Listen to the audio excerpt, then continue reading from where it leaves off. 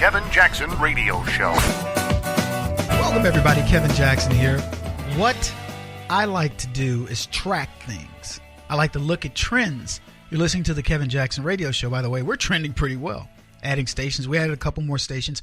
I will be reaching out to the program managers of those stations this week. So hold on for that. Glad to have lots of things happening in different markets. I mentioned the Dorchester route thing I'm going to be going to up in Oregon. As that moves closer, we'll get specifics. So I did that. I was at the South Carolina Tea Party Convention for a day. Spoke there. Thanks for all you guys. By the way, for all you folks that signed up to do the one of the movie openings, I think we had about 10 or 11 folks. Thank you. We hope to have at least 50. And quite honestly, I think at this rate, we might end up with 100. That would be phenomenal. To have 100 theaters showing the movie Bleeding Blue. You can go to bleedingbluemovie.com. The website is about to be up to date. It'll have the date of the open on it. It's going to have trailers and all kinds of cool things. So you're about to get treated to something really unbelievable. And I couldn't be more excited. That's right. I'm going Hollywood. He's going Hollywood. Ba-da-da-da-da-da, Hollywood. Yeah. And what's funny about that is from a voice perspective, giving you guys a voice. It's one thing to be a person that's out there writing. Kevin Jackson's a writer, and he's writing these books, and he's doing things, and occasionally he appears on TV, and he speaks, for you. That's one thing, and I'm glad that happened because that led to the next thing, which is now Kevin Jackson. He's a pundit. He's on TV all the time. He's a contributor, and so people then take you even more seriously. Yeah, no, he's on the radio too. He does hits on other people's shows, and then now he's got his own show, and his own show's moving up, and all that. But when you become Hollyweird, that's right. Then it's a whole different thing. Suddenly, you're in movies talking about. I was watching this one of the Young Turks. He was in a movie. What was that movie? It was a stupid movie with Will Ferrell, where they have a gambling joint in a friend's house. Funny film. I was watching it on a plane. I would never rent anything with these leftists, but so I was watching it, and he's in it. I watched the movies with what's his face, Wolf Blitzer. They make up the storyline, things like that. That was one with Clooney, and it was about trading. This glitch that occurred in a trading session for stocks and all that. So, but good film. I just would never watch it outside of it being free. But they have ththese guys in those films, and that's what transcends you from politics into pop culture. Now, some people aren't ready for that. I'll be honest with you. It's because, you get all full of yourself. Yeah, I'm on TV. I'm doing this, that, and the other. Well, I ain't going to be a Denzel. Not after the movie comes out or probably any time in my lifetime. And that's cool. I don't need to be a Denzel. But I tell you what, people recognize me. They recognize my work. And that's important because I represent you. Unelected, but elected. Elected by popular demand, by popular vote. You say, I'm going to listen to this program because I like what this kid has to say. That's how I get elected. But let me tell you what happened to me. I was coming back from South Carolina. I'm at the airport. I don't know where. I had to fly 3 places to get back to home. So white dude's charging his phone, Jewish guy. I plugged my phone in, next to his, and he's like, hey, that outlet's not really working. I said, well, I'll see, I'll know if it's charging my phone because it gives out this little, thing. So he goes, I know you. And I went, okay, maybe. And he goes, where would I know you from? And I went, TV? And he goes, and I said, do you watch Fox? And he goes, yeah. He goes, that's it. That's where it's from. So then he goes on to tell me, of course, all of his political views and all, which is cool. I'm waiting to get on a plane.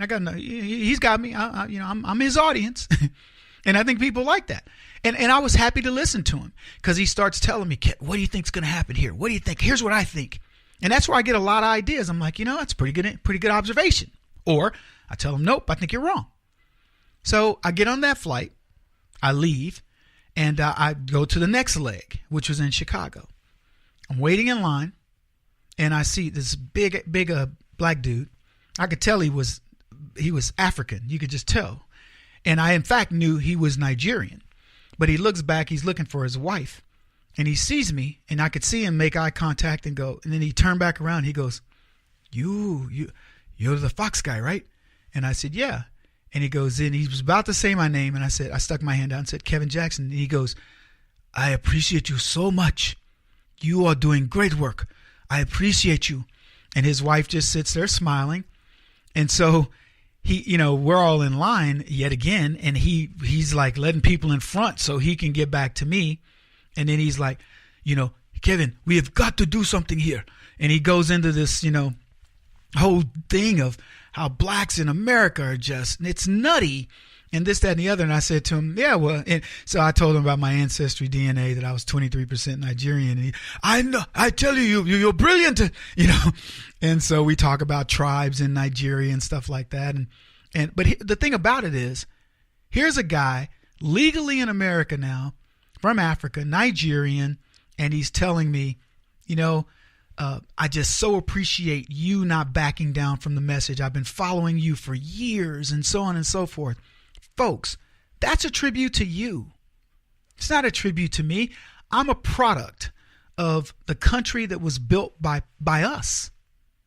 All of us. Not that leftist propaganda, but here's what I wanted to say about this.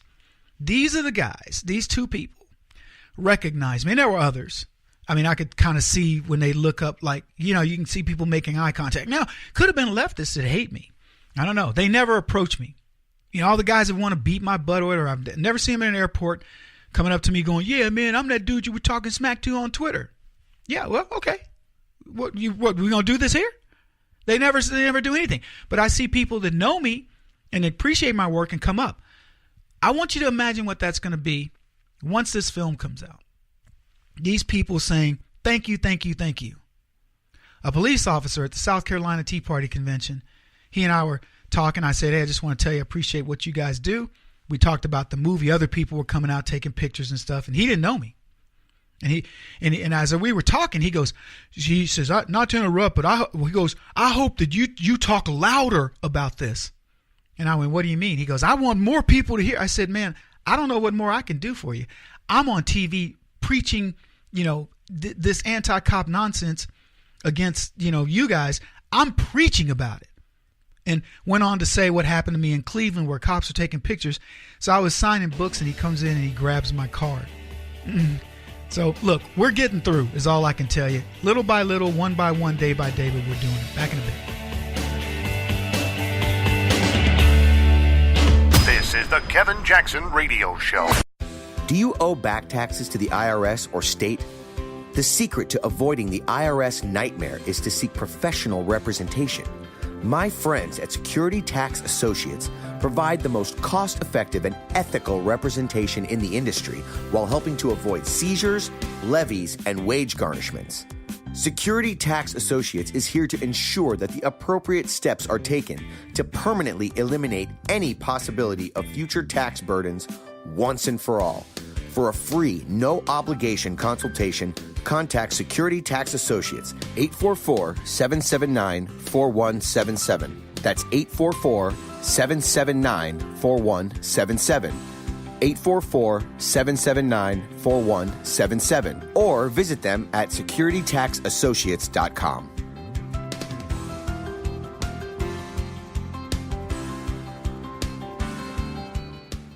Beth Cook Moranville, author of Closer Than Your Breath, a book of hope. Hope, that wonderful, wonderful 4-letter word that you may feel completely out of. I wrote this book to give you great hope. It's not too late. If fetal position is an all too familiar place for you, I understand. If the next 60 seconds are too long, this book is for you. Wherever you are right now, whether you're dealing with divorce or death or sickness, take hope. You are going to make it through this pain. Don't roll your eyes. I've walked this road and I know it. The best is yet to come. Closer Than Your Breath, a book of hope from author and speaker Beth Cook Moranville, can be found on Amazon.com or Kindle.com. For more information, visit closerthanyourBreath.com or on Facebook at Closer Than Your Breath.